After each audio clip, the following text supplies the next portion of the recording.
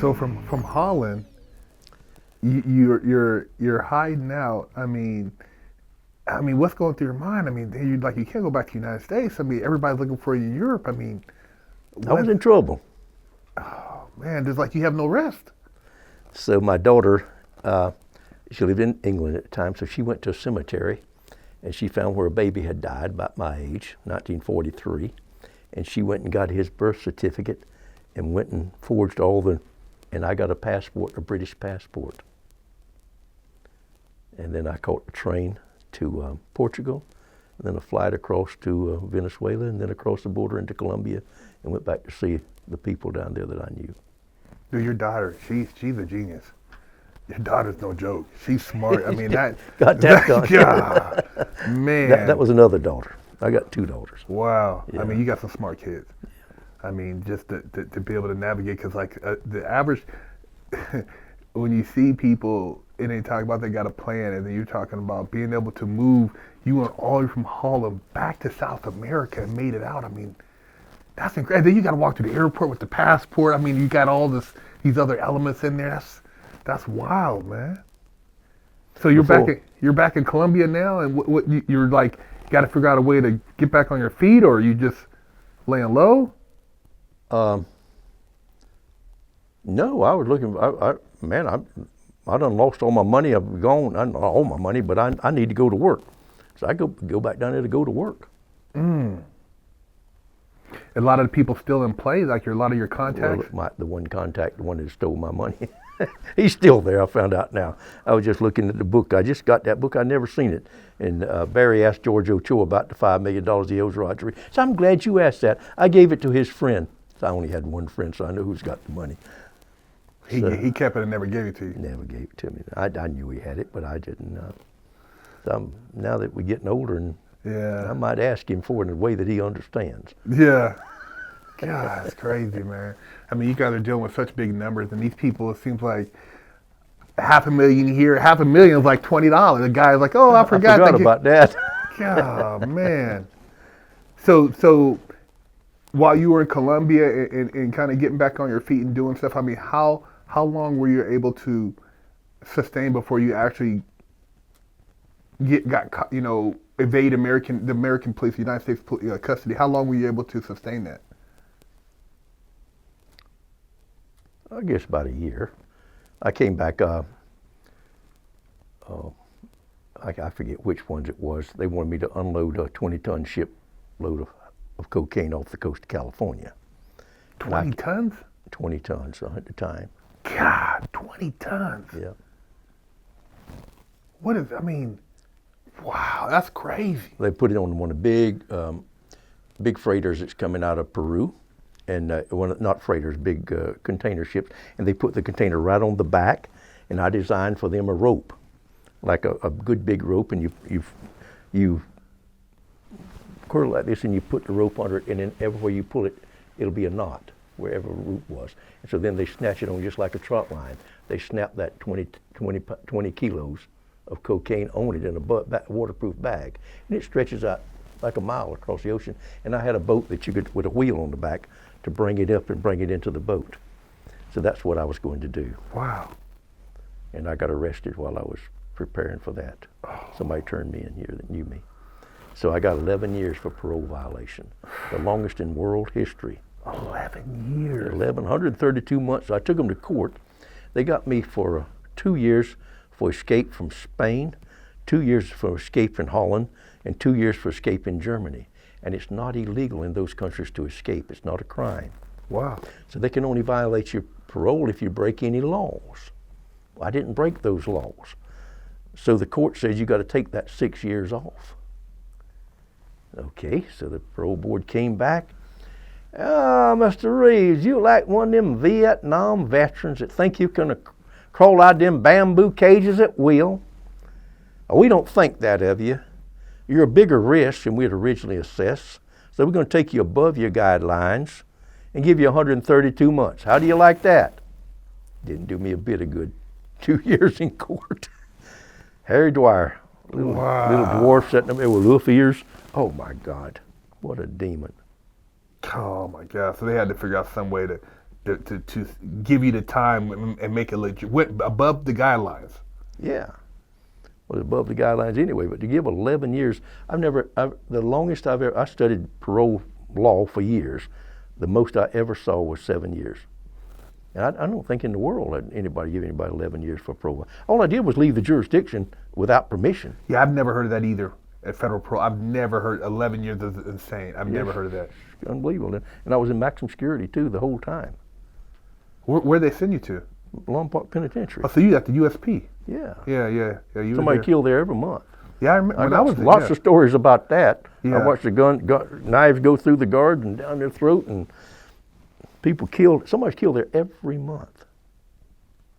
Did they call it Castle Grayskull back then too? What? They called it Castle Grayskull when I got there. No. That's when they pulled up, the guard, because they were dropping people off at the camp and the medium. They're like, I'm like, man, why am I still on the bus? Exactly. They pulled up, and they're like, oh, you're going to Castle Grayskull. And nobody ever paroles from Lompoc. I've never seen nobody leave there to go home. You might go to another penitentiary. They don't go home from No. there. You go goodbye. And it's a dangerous place. Yeah. I didn't realize until I got out of there how dangerous it really was. They extradited me back to Germany, where I had escaped from the German prison.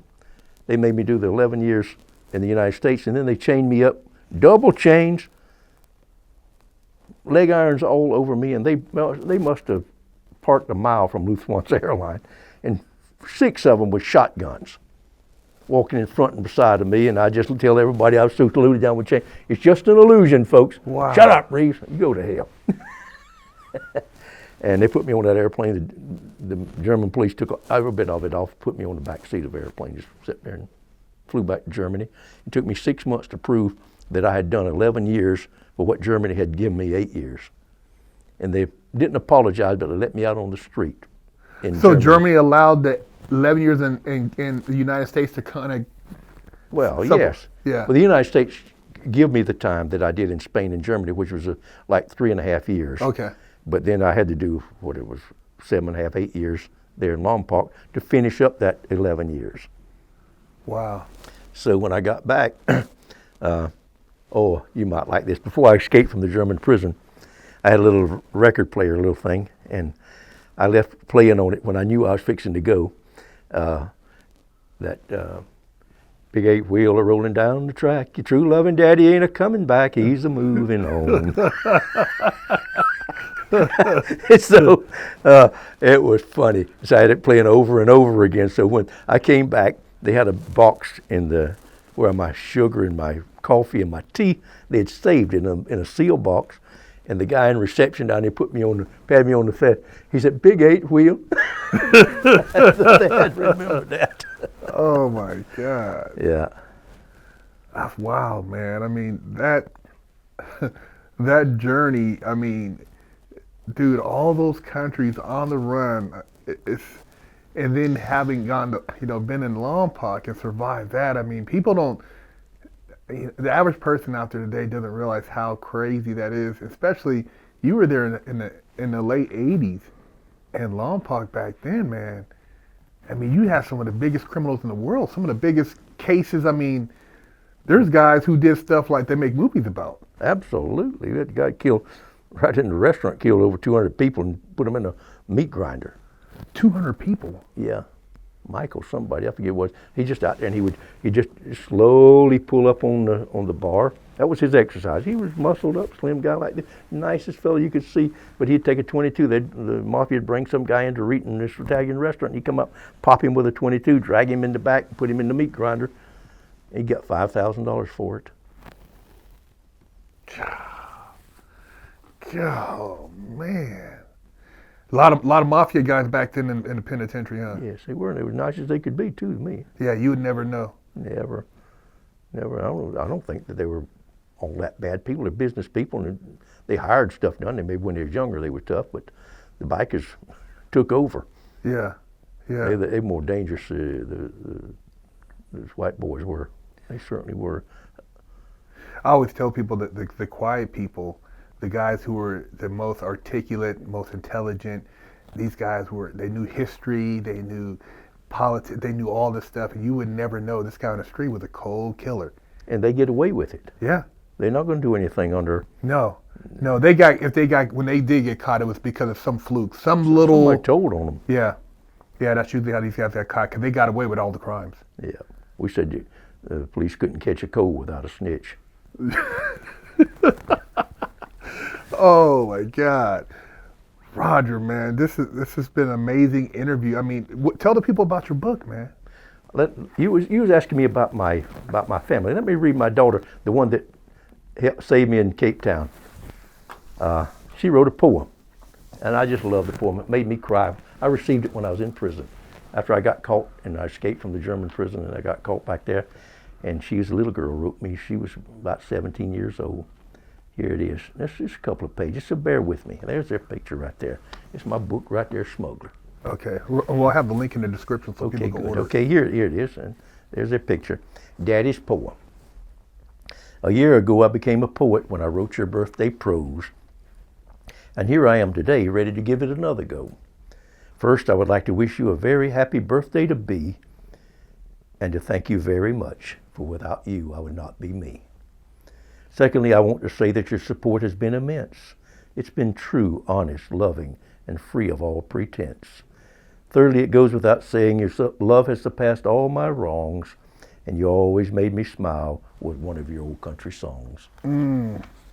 I can remember on Cuervo, Daddy, with you holding me in your arms as you sang Jim Reeves songs and talked about the farm.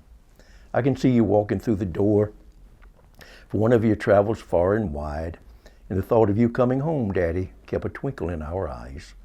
I can smell you as I did when I used to climb into your bed, and you would talk to me again about one of the adventures that you led. I can see me and Mario asleep in one of your airplanes extraordinaire, and remember wondering to myself why there wasn't an available chair. I remember having to meet you and worrying that you wouldn't be there, but you would pop from behind some counter and give us all a happy scare. You gave us presents in Key Biscayne and hotels pleasure galore, and 3 dozen roses as we came through the open airport door. When I saw your face at Amsterdam at the luggage carousel, you looked like a boy with a secret that you were just dying to tell.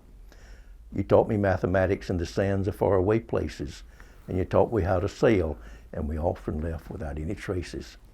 We climbed glaciers in Argentina and saw the blue of their beautiful caves, and witnessed the majestic beauty of their jagged crystalline maze. I learned how to change gears on the dirt roads of Brazil. We ate hot dogs in Paraguay, a memory we smile over still. We talked about lions, elephants, and bears on a hacienda in Uruguay, but decided it was better if to Europe we did fly. Oh, the old world in all its luxury, what a good time it was. From South America to the Krasnopolski, I think we fell in love.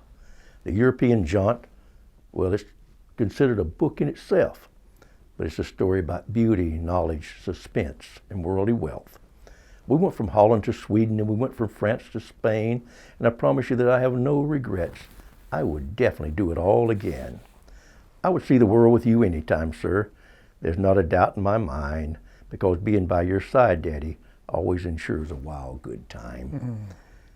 So our paths took a turn, and we're back in the US of A. But life here isn't so bad, and I'm plumb content to stay. I'd be happy to be near you, although I'm not as close as before. But because of your love and encouragement, I've been able to open new doors. I'm grateful to be in school, and I'm generally happy where I am. And I even like when you call and tell me to study for my next exam. What a life you've given me, Daddy. It's a tremendous and a magical gift. We already have so many stories to tell. There are far too many to list. But I want to thank you again this day with a very big happy birthday to you, and to tell you a few more things that I know in my heart to be true.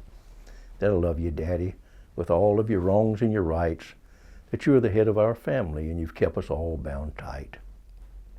That you have an honest love in your heart for God and all mankind, and you truly do believe in yourself when you say it will all be fine. I know you'll be there to catch me if ever I waver or slip, and I know I'd want you as captain on any sinking ship. I also know a new chapter is written. It's almost time to move on. It's time to sail another sea and to witness a brand new dawn. It'd be good to see you at the helm again as you point out our destination. They'll laugh and dance on the upper deck while the boat glides through. It'd be good to see you on the go, as I know you like to be, and know you can open any door without requiring a key. But while we revel in our days together, we will know better than to hurry. Because as you've told me many times, life is an incredible journey. Oh man, that's How'd you like to get that from a little girl? That's Make you cry. Your kids love you, man. I mean, to hear your wife, your children, how they supported you and have always been there for you, man. That's something extraordinary, man. I mean, going through all that, and usually one of the first things, people's families turn against them. People turn their back on you, and your family, your kids have supported you, man. That's just something special, man. It's just unbelievable. I'm blessed. Yeah. I'm really blessed. Yeah. Unbelievable, yes. And you sharing your story for our audience, for our people that support our channel, it's almost like a piece of history. Because, I look at like the men from your era, the things you did, the trailblazing, just what you bring that, if it's not told, it's lost. Yeah. And so I think it's so valuable that you share these stories and people can take them and learn lessons from them. And there's a lot more just besides like, this guy, he was an outlaw, he worked with this, Pablo, but just a lot of the integrity and just a lot of the other qualities I see in you and the people you dealt with, and just the person you are, man. You're a solid guy, and they don't make them like you no more, man. Well, thank you. My wife had trouble with that too. We're Christian people. We are. I don't want to hurt anybody. And my wife, we quit going to church, and so she was ashamed of what I did, even in the marijuana days. She wanted to say it, but now recently, or last few years, Maury, this is history. This is absolutely a piece of history. Let him tell it. Why don't you tell it? So she started writing her, called The Convict's Wife. She writes beautifully, so maybe she'll have her book out. Yeah, and when it comes out, we'd love to help promote that book, because you said it. I mean, people judge the individuals, but the biggest criminal organization, the CIA, the government, I mean, they were right there, hands-on, involved in all this stuff, which you were a part of, but the people don't realize how this is all a system. It is all a bunch of kegs in a wheel, and all these things tie into the bigger picture. Even though they make it seem like, you're the bad guy, we're gonna give you the CCE, but the CCE is bigger than you.